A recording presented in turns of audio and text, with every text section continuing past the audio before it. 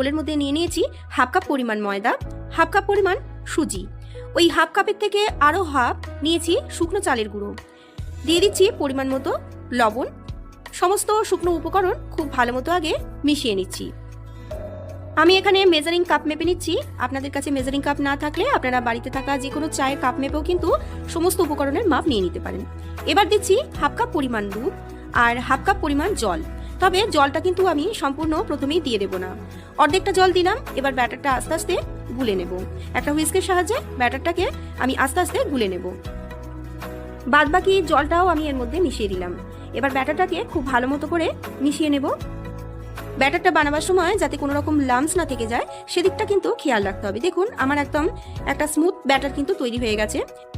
এবার ব্যাটারটাকে আমি 15 মিনিট ঢাকা দিয়ে একটু সেট হতে দেব। এই অপরদিকে পাটিসাপটার ব্যাটার কিন্তু আমার ভালো মতো সেট হয়ে গেছে।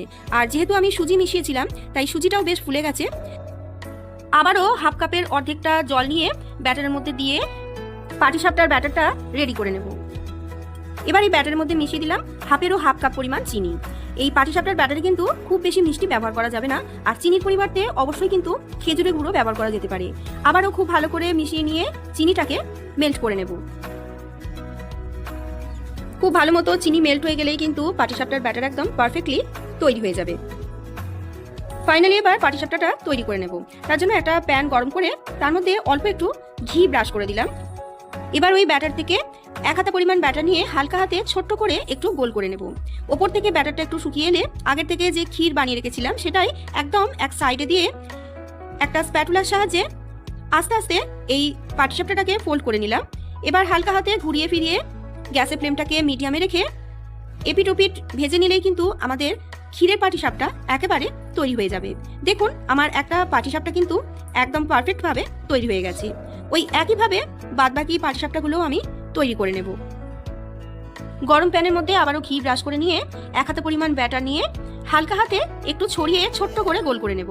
ওপর থেকে ব্যাটারটা একটু শুকিয়ে এলে একদম এক সাইডে ক্ষীরের পুরটা দিয়ে স্প্যাটুলা দিয়ে এভাবে একটু চেপে চেপে ফোল্ড করে নিলেই পাটিসাপটা পিঠে কিন্তু একদম পারফেক্টভাবে তৈরি হয়ে যাবে।